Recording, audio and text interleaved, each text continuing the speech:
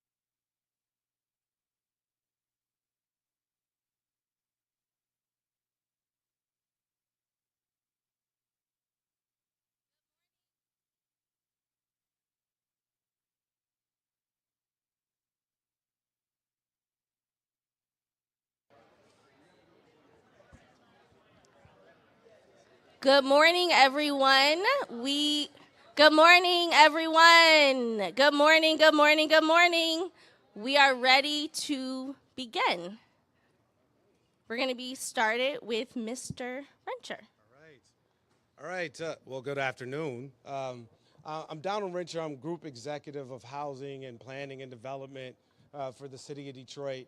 So happy to be here on this day where we're like doing a ribbon cutting on another project. It's one of my favorite days, right? To see it start where we just have a piece of land and to what you see today is always a great day. And let me tell you that when we are looking for the right group to do this site, I remember when the responses to our proposals came back in, and it had the amazing Sonia Mays, and who is our local rock star here in the city of Detroit, partnering with a nationally known developer. And I want to make sure, POA, you guys know that the city of Detroit is open.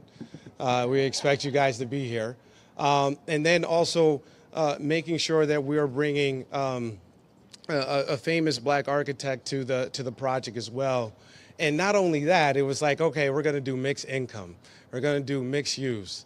We're actually going to provide housing for homeless veterans. And they're going to be in close proximity to where they get their services at. And we're like, that's what we're going to do. And it was like an easy decision to make. But at the same time, the project was challenging just for so many real estate issues and financial capital stack issues. But I think at the end of the day, everyone believed in the mission and what we wanted to bring to this space. And it's the way that the city of Detroit is actively going about development here in the city. Not only is it a place for every Detroiter, but we were making sure that our black developers have an opportunity to get a chance to develop here in the city. We have so many people to thank, but I just want to make a shout out to the developer team, because you guys were there, never quit, and continue to push on this project. I know I'm going to be passing it on to Kelly Vickers, who's going to provide some more thank yous to our city teams as well. But this was a true collaborative effort. I remember with Kelly, who's going to be up here next, we actually flew to D.C. just to see if we could figure out how to unlock the Section 108 money on this project. So it was like, that's the commitment we had to do. And I couldn't be more proud of a project. Everybody worked so hard on it, and it's just a wonderful day. And and the sun is shining, so it means something, right? So Kelly, who is our Chief Development and Investment Officer for the Housing Revitalization Department, I want to pass it to you, say a couple words. Thank you, Donald. I'm Kelly Vickers. I'm the Chief Development Investment Officer at HRD. Want to thank you all on behalf of HRD for joining us here today for the grand opening of this amazing project. HRD works to increase the quality of life in Detroit by providing affordable housing to Detroiters of all income levels and all backgrounds. And it's especially important in a project like this where market forces really make it difficult for people to stay in their neighborhoods and in their, place where they've grew up and where they've called home for so long, and to create affordable units for some of Detroit's most vulnerable residents, including homeless veterans, is just really, really special. And so not only do they get to call home a beautiful new building in the heart of Midtown with the access to all of the public transportation and amenities that includes, but they also get to do it right across the street from the VA in collaboration and partnership, where they can receive those critical services as well. So many people and organizations have to work to make something like this possible, and I just want to recognize some of the efforts. Of course, the developer team, Sonia and Develop Detroit and POA, for putting together one of the most complex and creative capital stacks any project in the city of Detroit has probably ever had. So thank you for that. Happy to work with you on that. To our other financial partners at PNC and at MEDC and all of the new market tax credit organizations involved in that, thank you. And to all of the staff at HRD, past and present, who worked countless meetings and hours and closing calls, trips to DC, to help get this here. Thank you to Corey Feldposh, Larry Katrinar, Kate Humphrey, Katrina Chavez, Anna Shires, Aisha Reeves, Zach Ormsby. There's too many names to get through all of them, but thank you all for your efforts. And lastly, I'm pleased to welcome Council President Mary Sheffield, who has also been a tireless advocate for affordable housing, and we appreciate her partnership as well. Thank you. Thank you, and good morning to everyone. I think Mary Waters is here, my colleague. Is she still here? Come on up here, Member Waters. Let's give it up for Member Waters. So such an honor to be here, and I wanted her to come up because she truly is my partner as it relates to affordable housing in Detroit. These are the type of projects that City Council is laser focused on. When we talk about affordability, we also know that there's a real issue around how we define affordability, and I really want to commend the developer, Sonia Mays, and her team for really building to reflect the needs and the desires of this community. We're talking about AMIs that I think go to below 60% for this particular project. And we're talking about housing individuals who were formerly homeless or experiencing homelessness, and our veterans, which are near and dear to my heart as well, too. And so we thank you for your commitment to uplifting this community. And we know that this will be a huge role in changing the landscape of this community. So thank you so much for honoring the true essence of what affordable housing is. And I'm going to turn it over to Member Waters to say a few words as well, too. But Sonia Mays, again, we truly appreciate you. And you're a woman of color, and we appreciate that. Us women are leading and doing great things. So thank you. Go ahead. Thank you, Madam President, and yay for the women, yes. But I heard you say 30% AMI. See, I'm loving that. I absolutely love that, because many of you know that the income level here in this city is what we're looking at 27,000 maybe to 30,000 annually, and that's sometimes for a family of 4, 3 and 4, and sometimes upwards. So I'm really excited about that, and I just want to thank you so much for doing that. We want to see more AMIs, 30 to 50%. All right? All right, so thank you so very much, and thank you, Madam President, and thank you to the developers, everyone who was engaged in this. And we are continuing to work on, I almost hate to use the word affordable. I do, because we haven't done a really good job of true affordable housing. We have to look at income-based housing in this city, and we have to do that so that we include everyone. All right? So thanks so very much for being here today. Thank you. Thank you. Thank you, Member Waters. And we will now bring up to the podium the president of the development team, Ms. Sonia Mays. Thank you. Wow, thanks for that love fest. I appreciate that. And I also have a lot of thank yous. I'll start with thanking everybody who came out on this gorgeous fall day to join us. Thank you so much, Council President Sheffield, for your leadership and for your tireless advocacy for every Detroiter and every Detroiter having a place in this city. Thank you, Councilwoman Waters. I don't know where you went. I'm looking for you to make eye contact. Oh, there we go. So thank you for coming out. I think we also have some other electeds. I see State Senator Adam Ollier is here, so I want to show some gratitude for him coming out. I know you have a personal connection to veterans issues, and so so I'm really glad you were able to join us today. Is there anyone else that's one of our elected officials that's here? I just want to make sure I acknowledge everyone. Okay, thank you. Before I get into the bulk of what I wanted to share with you today, I also want to thank two other groups. I want to thank the teams at POA and Develop Detroit. Staff has worked so hard over so many years for this project. And I love that I wake up every day and work with such a phenomenal team. And I want to I have several of my board members here too. I want to thank you as well for your commitment to this work. Finally, I want to echo some of what Kelly said.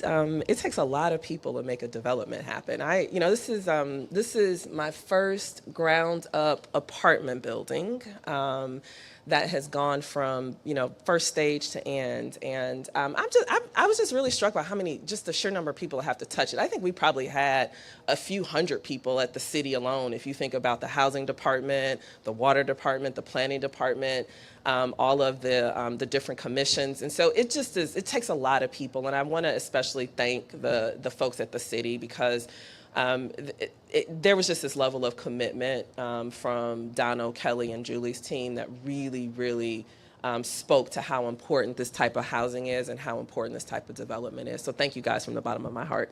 We didn't intentionally plan it this way, but this ribbon cutting is taking place during Detroit's 12th annual Detroit Month of Design, and that's a celebration of Detroit's creative community. We have a really deep and rich legacy of creative energy and expression here, and from the very beginning of this building design process, our development team wanted to honor that creative and artistic legacy that's in this area, but really throughout the city. We became very explicit and intentional about exploring various ways to do that.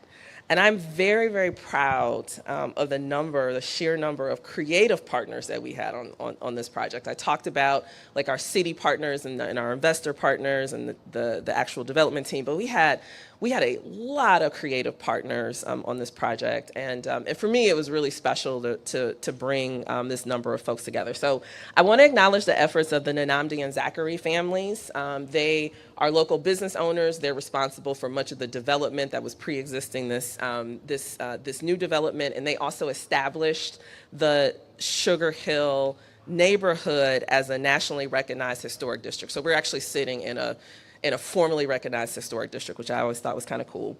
I want to thank Olu & Company and Room for Magic. Those were our branding partners. They created the dynamic branding for the property and the imagery that you'll see inside the property. Asia Hamilton is here. She's the owner of Northwest Gallery. Please go talk to her. She curated this amazing selection of artwork and wall coverings inside the building and the common areas. And it's all from local working Detroit artists. And so we tried to keep it very local and lift up those of us those in our community who are creating beautiful things. Before I get there, I want to say thanks to Carolyn Dwyer as well. She leads a group called the Interior Designer Coalition for Change. And their group designed and furnished all of the veterans units. Hopefully everybody will have a chance to go inside and walk through a couple of the furnished units.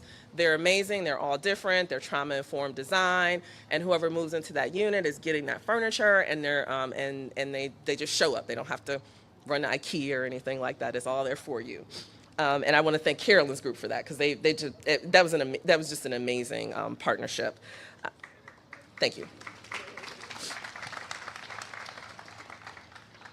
On the garage, when you get out from under the tent, you can take a look up. On the garage, there are a number of original artworks that express the history of the Sugar Hill neighborhood. Sidewalk Detroit, which is one of our local nonprofits, they convened a local cultural advisory panel that helped us select the artist Judy Bowman as the commission artist to produce those works. Judy Bowman, she's amazing. She's in the back. Her work is very soulful. It's joyous. It's beautiful. There we go. She's waving. And we think her work is just her original works for this building are just the perfect complement to what we were trying to accomplish here. Go talk to Judy. She has some of her works back there. She also has stuff in the DIA. She's doing it. She's awesome. We want to support her. I want to thank our architects, Michael Porras and John Skoke. They were our local architectural partners. I often feel like many of Detroit's most compelling spaces have been created by the MPA team, and they really brought this vacant site to life for us. I know it wasn't easy, so thank you guys. You're in the trenches with us every step of the way. I want to thank the national architecture firm, Perkins and Will. I know that some of the team is here. I'm looking for you, but I want to thank you for coming up to Detroit and working on this project with us. And that leads me to the late Phil Freelon. He was a principal at Perkins and Will when my team first met him. I'd like to share my personal story about Phil. In 2016, which was around the time that I was getting Develop Detroit launched, I learned that Phil Freelon, one of the country's most prominent working black architects, that he was working here in town on plans for the new Midtown Museum. At the time, I didn't know Phil. I had never met him. But earlier in my life, I had lived in North Carolina and had become a longtime fan of him and his wife, Nina. When I was in North Carolina, I was in my early 20s. I'll admit, I was a little lost. I was trying to figure out life. I was trying to figure out this adulting thing, and I was looking around for inspiration. And at the time, Nina and Phil, they were in Durham. They were this cool, incredibly talented pair of people who they individually were creating these really beautiful things that the rest of us could enjoy. And I just found so much inspiration in that. I've never been ashamed of telling people that they inspire me. I've never found myself too old to do that. And so even at that point, I was just like, they're dope. They're inspiring me. And I started to follow their career over the years, both of their careers over the years. When I found out Phil was working here, I figured out a way to get his phone number. I cold called him, and I introduced myself, and I told him that corny story, and I asked him if he would get in a car with me and drive around and let me tell him my vision for what was possible with this type of development. And he said, sure. And a few hours later, I was in a car with my then business partner, Ben, and Phil, and we were driving around. And we must have drove for 3 hours, and we just talked. And Phil told us about his work, and he told us about his vision and his love for the architecture in Detroit and his love for the place and the history. And it just was one of, we don't very often get to meet people who inspire us directly. And so it was just this really sort of amazing moment of talking with someone who has such a bold vision. 8 months later, we were bidding on this project together. So that was just real special for me. The last time that I saw Phil in person, it was actually in this neighborhood. It was when we announced the plans for this building. And by that time, Phil and his family, they were working through his ALS diagnosis. And despite everything that was going on in their personal lives, him and Nina made the trip to Detroit to celebrate winning this project award with us. At the time of that visit, Phil explained in his remarks that when he works across the country, he wants building design to be of its place and of its time, and to have a reference back to the culture that is specific and special about that location. We want to do that here at Sugar Hill. That was Phil's statement on what he thought was necessary and possible with this site, with this development. I do think we accomplished that here. I hope that he would agree. Our team was really thrilled to be able to name this building after him. We were so thrilled that he touched this design, and I'm very hopeful that he would be proud too of what we accomplished here. So, Nina Freelon, thank you for joining us today. But really, especially thank you for you and your family for sharing your husband with us here in Detroit. I'm excited that you were able to join us, and so if everybody could please help me welcome Miss Nina Freelon.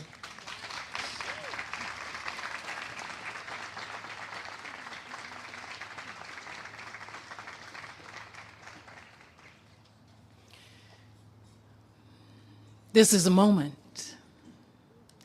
This is a moment when dreams are coming true. Ashe, amen. And we are glad about it. I woke up this morning with a smile on my face. We have a saying in the African American tradition that every goodbye ain't gone.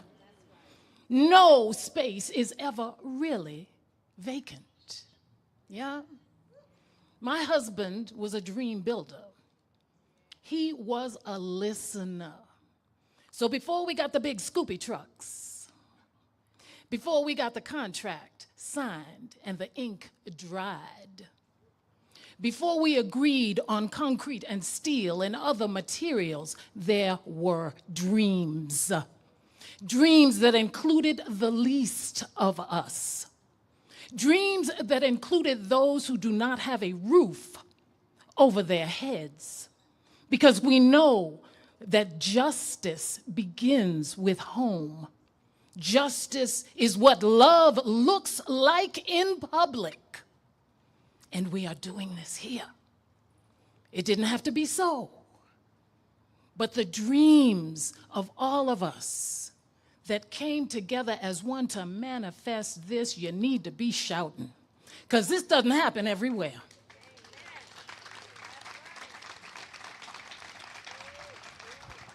When I got a call and they said, we would like to ask if your family would be willing to allow this building to be named in honor of Phil, how quickly did yes rise? Not because it's my name too. Well, not only because it's my name too,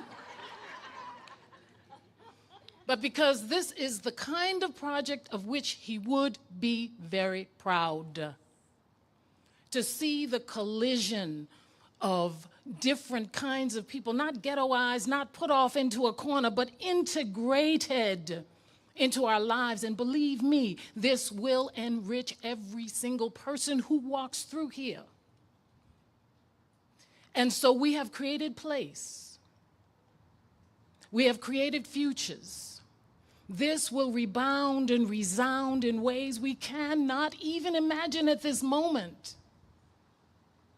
I am reminded of those distant voices of jazz ringing even now in this space that were here before we arrived.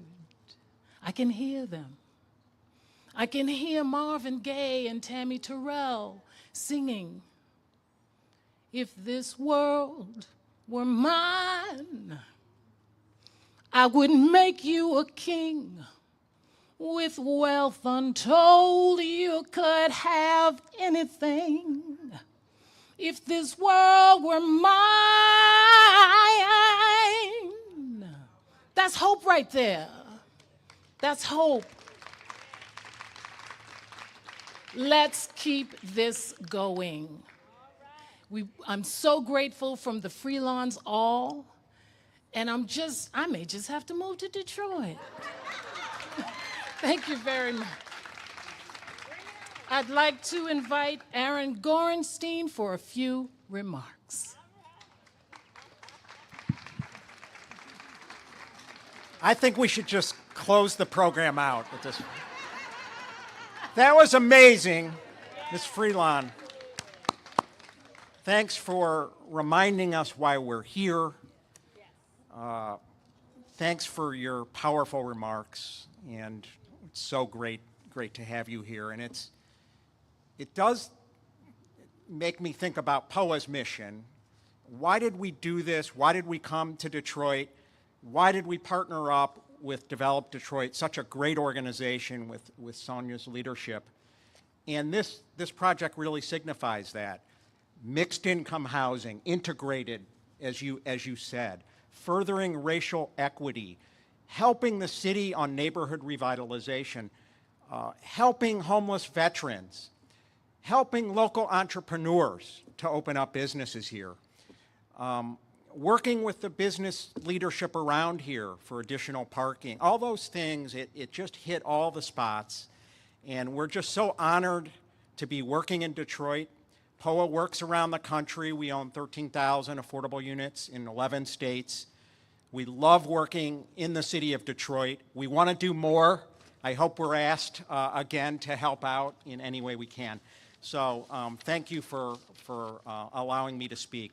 A lot of people have been thanked, so I'm not going to repeat those, but I'm going to try and hone in on the financing and the funding and the partners to make this all happen. Because, of course, the dreams require the real practical putting together of all the different sources, and it's so complicated, as Sonia has pointed out and others have as well. But so to PNC, You'll hear from them, Michigan Economic Development Corporation, Prudential, Sinair, as well as we had New Markets Tax Credit Investors, Building America and the AFL-CIO, the Michigan Community Capital Organization, a number of philanthropic funders, the McGregor Fund and Rocket Community Fund. Sonia mentioned the veterans and the services that will be involved there in helping them. We've decorated their apartments with furniture, and I hope you get a chance to see them. It's just amazing. Sue Mosey, thank you. You'll be hearing from Sue from Midtown Detroit for advancing the vision of this project. Thank you very much. The construction team, but let me finish up by thanking the amazing team at POA. So, Julie DeGraff, raise your hand. Yeah. Julie's our vice president, and she has really spent an enormous amount of time and brain power figuring this out with Sonia and her team. Thank you so much, Julie. Conrad Schlater, who worked with Julie, isn't here, but Conrad works out of our Chicago office. Bill Eager, who's the head of our Chicago office. Bill, thanks for your leadership.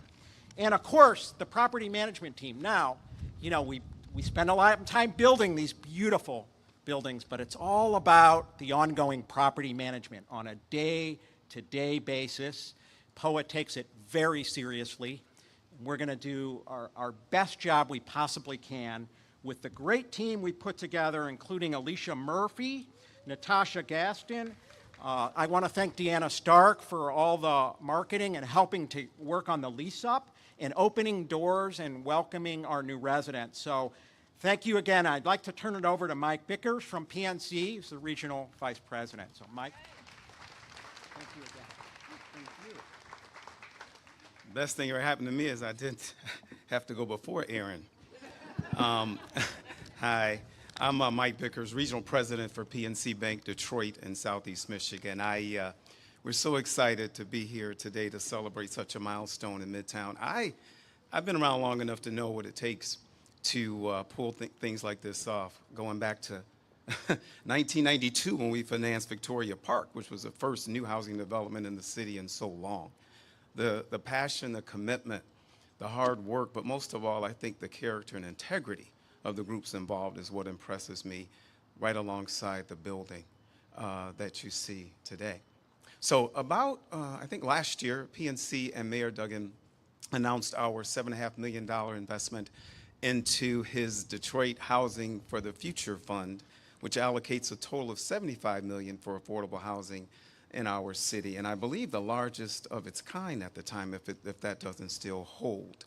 I'm very proud also of our tax credit team and our community development banking team and our other teams that run behind the scenes in that. I think we have a total of $18 million in financing in this great project, and more to come, I hope. I also want to thank Sonia. I know you have felt a lot of love, but I got to know Sonia because she was gracious enough to join us in our racial inequality series and to hear her story and the inspiration that she had for so many young men and women out there at PNC, about 270 or so on that day. And I knew then, so I'm not impressed by what I see today. Or surprised by it because of the person that you are. So thank you. I would also like to give a shout out to our partners.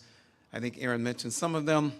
Of course, POA, Sinair, Michigan Community Capital, and Building America CDE. Congratulations to all of you guys. I look forward to what we do in the future. This is so special. I remember back when we first started doing affordable housing, while we're proud of it, but you used to get a combined living room, the bed would fall out of the wall, you got a bathroom, and you got a little bitty kitchenette.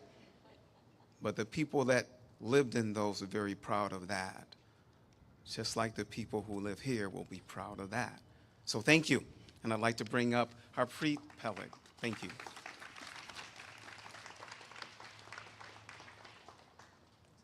Yeah, please. Thank you. Hi there. I'm Harpreet Peleg with AFL-CIO, Housing Investment Trust, and Building America. And I just can't say how honored and proud I am to be here today.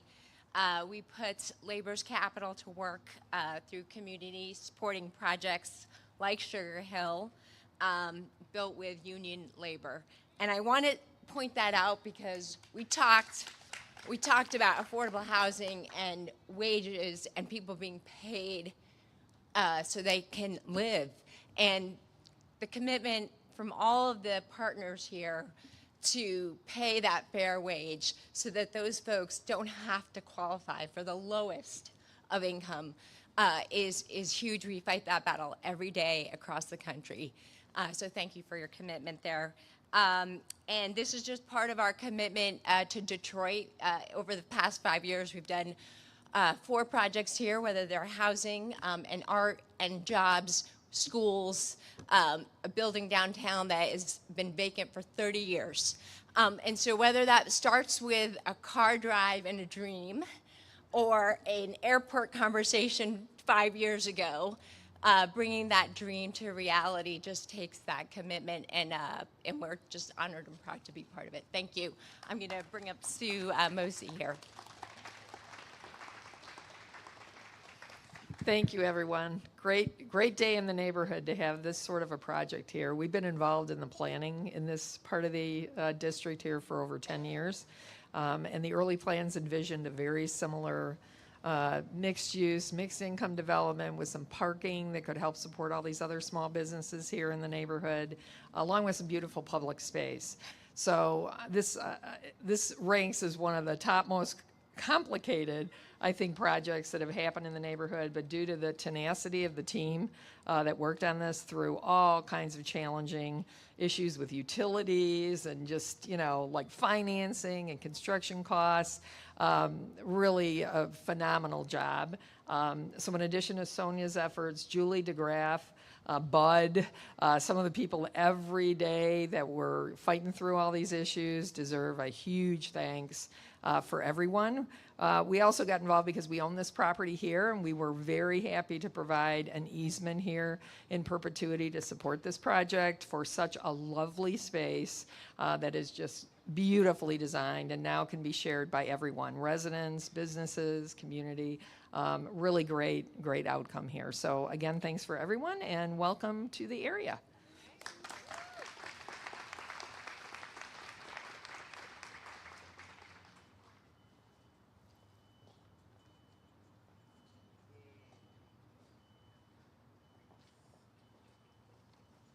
We were hoping that the mayor could join us today. Unfortunately, he got pulled away last minute. So we are ready to formally christen this building, right? We're going to cut this ribbon. Okay.